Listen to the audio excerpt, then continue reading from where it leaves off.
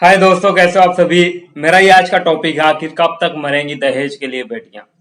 दोस्तों, आप सभी जानते हो कि हमारे भारत में वर्षों से चली आ रही प्रथा दिन प्रतिदिन बढ़ती जा रही है।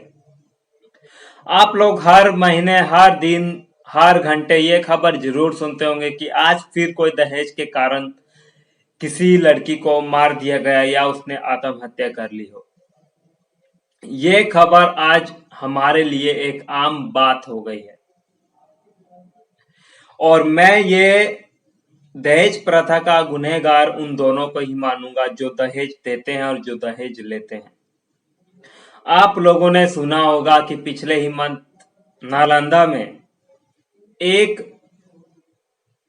गर्भवती महिला को कैसे उसके ससुराल वालों ने दहेज की डिमांड करने पर और उसको दहेज ना मिलने पर किस तरह से लड़की के शरीर के टुकड़े टुकड़े कर दिए गए थे। मतलब कि क्या सरकारी जॉब में प्रमोशन हो गया तो क्या इसका मतलब आप फिर से दहेज की डिमांड लेकर खड़े हो जाओगे। क्या सरकारी नौकरी आज इसी चीज के लिए बन गई है कि आप सरकारी नौकरी पाओ और किसी लड़की से आप दहेज की उसके परिवार वालों से मुंह खोलकर डिमांड करो। 8 लाख, 10 लाख, 15 लाख, 20 हजार, मतलब आप लोगों का पेट ही नहीं भरता। और सिर्फ मैं ये उन सरकारी नौकरी वालों को नहीं बोल रहा हूं, क्योंकि दहेज आज हमारे समाज में हर व्यक्ति लेता है। हर इंसान आज बिना दहेज के शादी नहीं करना चाहता, क्योंकि उनको प्रेशर बना दिया जाता है उनके परिवार वालों को कि जब तक आप दहेज नहीं दोगे हम आपकी बेटी से शादी नहीं करेंगे। अगर ऐसी बात है तो मैं उन लड़की वालों से, उनके परिवार वालों से यही कहूंगा, जब तक आप अपने अंदर ये एकता नहीं लाओगे कि नहीं हमें दहेज दे के शादी ही नहीं करनी है, तब दहेज मांगने वाले अपना मुंह अपने आप बंद कर देंगे। क्योंकि ना उन्हें लड़की मिलेगी और वो खुद मजबूर हो जाएंगे शादी करने के लिए। क्योंकि ऐसा कानून आप लोगों को खुद बनाना होगा। आप लोगों को अपने अंदर एकता खुद लानी होगी, तब ये दहेज प्रथा हमारे भारत से पूरी तरह से खत्म होगी। नहीं तो हर दिन, हर साल यूं ही हमारे भारत में बेटियां मारी जाएगी और आप उनका शोक मनाते रह जाओगे। और अधिकतर लड़कियों के साथ तो ये भी होता है, जब वो अपने ससुराल में दहेज के कारण टॉर्चर सह रही है और वो अपने मायके में वापस आना चाहती है, तब उससे यही चीज कहा जाता है, यही बात बोली जाती है कि नहीं, वो तुम्हारा घर है, वो तुम्हारा पति है, वो तुम्हारा ससुराल है, वो तुमको जैसे भी रखता है तुमको वहां रहना होगा। अब मैं तुम्हारे लिए और कुछ भी नहीं कर सकता। अगर तुमको कुछ दिन यहाँ रहना है तो तुम रह सकती हो, लेकिन मैं दोबारा जिंदगी भर तुम्हें यहाँ नहीं रख सकता। बहुत सी लड़कियों को ये सुनने को जरूर मिलता है और ये भले ही आप लोगों को कड़वा लगे, लेकिन ये सच भी है। क्योंकि उस लड़की की सारी हिम्मत वहीं खत्म हो जाती है जब उससे इस तरह की बात बोली जाती है। क्योंकि उसको ना तो अपने ससुराल वालों से सपोर्ट मिला है, ना ही अपने मायके वालों से। तो वो लड़की दोनों तरफ की नहीं रहती है और वो लड़की प्रेशर में आकर, दबाव में आकर खुद ही आत्महत्या कर लेती है।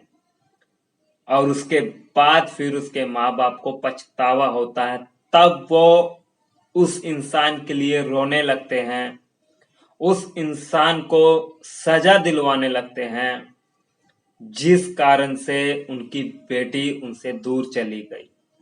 अगर यही काम अगर आप पहले कर लोगे तो ना जाने कितनी ही लड़कियों की जिंदगी बच जाएगी। अगर यही कदम आप पहले उठा लोगे तो किसी की हिम्मत ही नहीं होगी दहेज लेने की। क्योंकि हमारे समाज में कानून नाम की आज कोई चीज ही नहीं है। आज इतना अत्याचार उन लड़कियों के साथ होता है, मानो कि शादी को तो एक धंधा बना दिया है लोगों ने कि दहेज दो, 8 लाख, 12 लाख, 10 लाख, साला मुंह खोल के डिमांड करने लगते हैं। और उसके बाद भी क्या गारंटी कि वो आपकी बेटी को खुश रखेंगे, या आपको लिखित में कोई पर्चा मिलता है कि हाँ हम जीवन भर तुम्हारी बेटी को खुश रखेंगे? ऐसा तो कुछ भी नहीं होता है। दोस्तों, दहेज लेना बहुत ही बुरी आदत है। दहेज लेकर किसी की जिंदगी को बर्बाद मत करो। अगर आपको उतना ही है तो खुद मेहनत करो और खुद कमाओ। उससे बड़ी खुशी आपको कभी जिंदगी में मिल ही नहीं सकती। और उस इंसान को भी खुश रखो। पैसों के लिए इतने भी बुरे मत बन जाओ कि आप किसी की जिंदगी ही छीन लो, क्योंकि हर एक इंसान को जीने का हक है। हर इंसान अपना सब कुछ छोड़कर वो लड़की सिर्फ इसलिए आपके साथ आती है, इस भरोसे पर आती है कि वो जिंदगी भर आपके साथ खुश रहेगी, और आप ही ऐसे ही गलती करके उस शख्स का भरोसा तोड़ देते हो। क्योंकि दहेज लेना बहुत ही खराब आदत है। और मैं उन लड़की के माता पिताओं से कहता हूं कि अगर आप लोग इस दुनिया में, इस संसार में, इस देश में अगर ये एकता ले आओ अपने अंदर कि नहीं हमको दहेज दे के शादी करनी ही नहीं है, तभी ये हमारे भारत से दहेज प्रथा खत्म होगी, नहीं तो जिंदगी भर खत्म नहीं होगी। ये कानून आपको खुद बनाना होगा, क्योंकि हमारी सरकार ऐसा कानून कभी जिंदगी में नहीं बनाएगी। अगर बना भी दी तो भी उन गुनहगारों को सजा मिलती ही नहीं है, या तो वो बेल पर छूट जाते हैं और उसके बाद फिर कहीं और किसी और के साथ शादी कर लेते हैं। आप लोगों से यही गुजारिश है कि आप किसी की जिंदगी को दहेज के लिए बर्बाद मत करो। और मैं उन लड़कियों के माता पिता से कहूंगा, अगर ऐसा आपके बच्चों के साथ कभी होता है तो उन्हें सपोर्ट करो, उन्हें ठुकराओ मत, क्योंकि उन्हें आपकी जरूरत है। अगर आप लोग भी ऐसा करोगे तो उसके पास सिवाय सुसाइड के कोई और रास्ता ही नहीं होता। अगर आपको मेरी ये वीडियो अच्छी लगी हो तो प्लीज इसे लाइक, सब्सक्राइब, शेयर जरूर कर दें।